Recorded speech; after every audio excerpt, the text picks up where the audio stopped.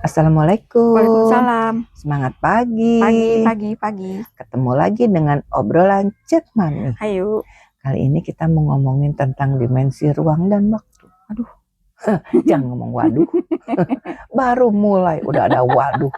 Baru mulai mah harus semangat. Eta teh horor kudu profesor meureun anu nyerangkeun. Mau undang jelaskeun Ala urang kita mah. aja Mami. Saha. Kita mulai dari dimensi ruang teh naon, waktu teh naon. Lalu kita iniin. Ayo buru sekarang Mami jelaskan. Ayo buru cenah jelaskeun. Ieu mah pengetahuan minim aja ya. Da urang ge nyahoana minim gitu. Dimensi ruang teh berarti lokasi tempat terjadinya peristiwa. Peristiwa itu terjadi di mana gitu. Kalau misalnya ada tempat di kota mana, di wilayah mana, TKP gitu. Tak gitu. Namun dimensi waktu berarti urusanana jeung kapan itu terjadi, tahun berapa, jam berapa, terus waktu Indonesia mana atau di wilayah bagian mana gitu. Itu waktu. Terus penting nggak kita belajar dimensi ruang dan waktu? Itu teh sejarah sebenarnya.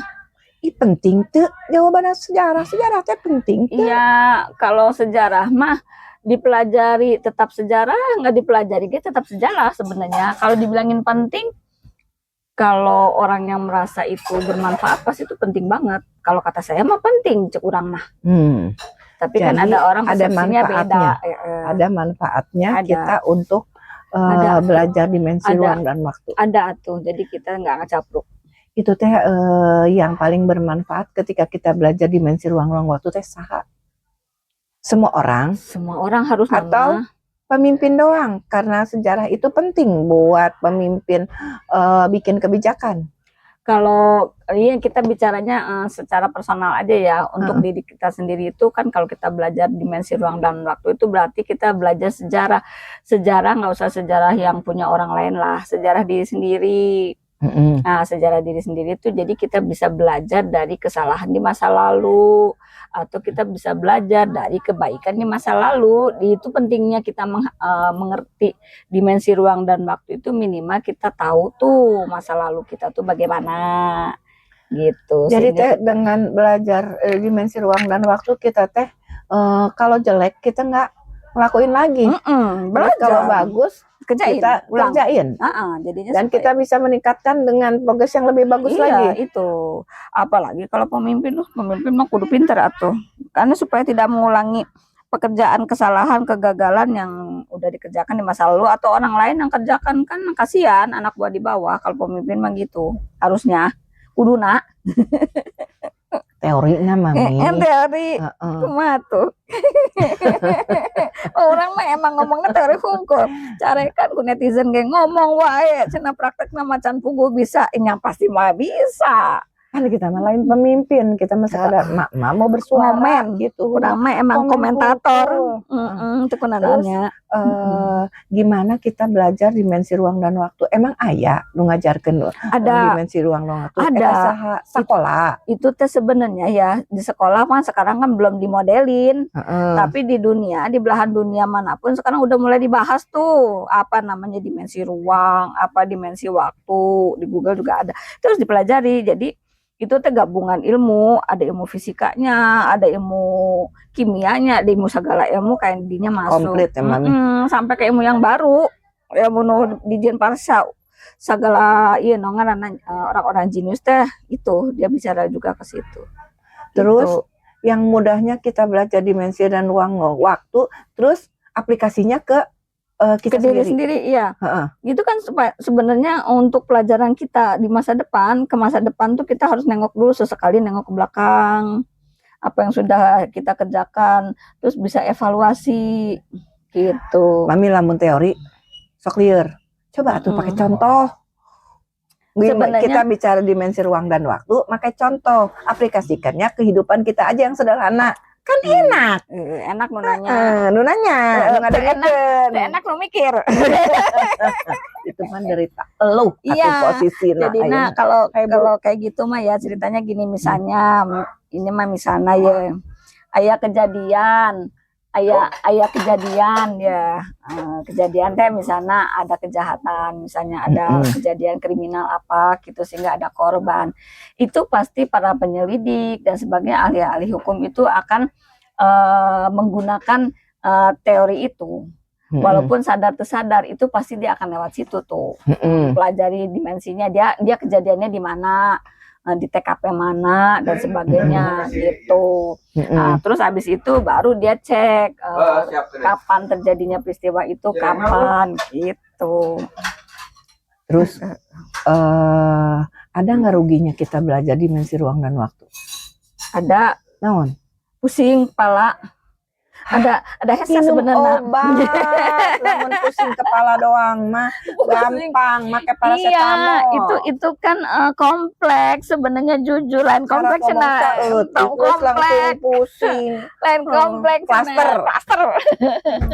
Jadi itu memang memahaminya mungkin dia juga harus paham ilmu-ilmu yang penyertanya sedikit gitu, karena ari urang mah disederhanakan itu teh TKP gitu. Tapi kalau dina ilmu mah enggak gitu, ceritanya panjang dengan bahasa-bahasanya dia gitu. Ulah nu panjang-panjang, nu pendek we nu gampang. Ya, jadinya dimensi itu kan sesuatu yang sifatnya benda lah. Benda tapi dengan bahasa fisika lah gitulah, pokoknya muter we. Gitu. Terus lamun pemimpin nu teu boga karesep belajar sejarah. Kalau yang pemimpin ya orang sliding mah ya mau berduaan kieu. Iya tuh ulah di sliding kan orang mah ngomong standar itu pendapat. Lamun pemimpin teu belajar sejarah perkumahnya tong dicarekan ya pokoknya. Cek urang mah nya kalau kita mau jadi pemimpin kita harus sudah siap apa yang mau dikerjakan di masa depan, terus juga kita harus sudah punya data-data di masa lalu. Maksudnya supaya kita bisa membuat perubahan di depan. Atau kan kalau kita nggak punya data di masa lalu, yang sebutkan masa lalu teh dimensi ruang waktunya tuh nggak benar, dia akan melakukan kesalahan yang sama dengan si pendahuluannya gitu.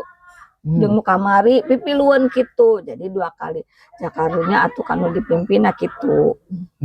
Lamun dia sudah belajar siap, biasanya kalau orang sudah belajar kayak gitu kan minimal dia jadi cerdas. Pasti cerdas dan pinter makan dina otak, cerdas. Jadi dia tahu caranya, tahu solusinya, tahu bagaimana mengatasinya. Itu pasti dia nggak akan ketemu lagi dengan kegagalan yang lama gitu. Itu penting banget.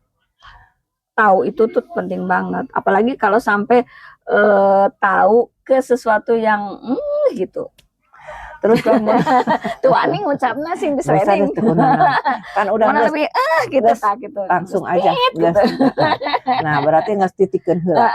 Terus lamun urang, biar betapa pentingnya sejarah. Berarti kan kita belajar dimensi ruang dan waktu. Ya. Tadi ngomong-ngomong, kan penting tuh untuk generasi berikutnya. Ya. Bahwa mereka itu harus senang, harus paham gitu kan. Terus diajarina kumaha ti orang tua, ti guru, ti naon. Kalau orang tua biar mereka tuh memahami penting loh sejarah itu, penting loh dimensi ruang waktu kumaha. Kan beda teknik nantinya. Kalau dari orang tua mungkin dia nggak seperti guru sejarah sama anak, tapi misalnya dia menceritakan kisah-kisah orang tuanya, dirinya di masa kecil, di masa lalu, keluarganya, leluhurnya dan sebagainya. Kalau yang buruk mungkin maksudnya memberitahu itu tidak boleh ditiru. Nah itu cara menjelaskan kepada anak. Itu sebetulnya dia lagi bicara itu.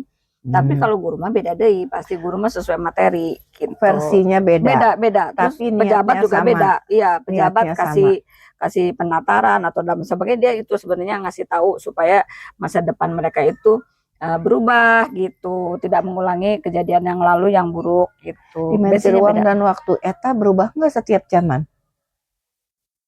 Dimensi ruang dan waktu mah itu mah ketetapan hukum alam sih sebenarnya. Kalau hitungannya mah nggak berubah, tapi kondisinya pasti per detik berubah. Kejadiannya yang berubah. Iya, kejadiannya berubah, isinya berubah. Isinya berubah. Hukumnya, rumusnya enggak. Jadi, Ya, tambah. Jadi-jadinya. Pada orang mancing. Gelap. Sok mancing. Berarti kalau udah begitu tutup. Lamun geus ke pinggir tutup. Diteangan ke orang bahaya. Ya udah segitu aja ya pemirsa gitu loh ya. Ya, kita sambung dengan yang lain lagi. Gitu. Kalau ada salah-salah hampura. Pasti salah gitu. eta. Soalnya nerangkeun anak kita teu bisa lugas sieun. Eta jadi kudu di filter nerangkeun anak pasti banyak salah gitu. Hampurannya. Iya. Iya, kita nya maminya Assalamualaikum kabur warahmatullahi buru-buru. wabarakatuh. Waalaikumsalam warahmatullahi wabarakatuh.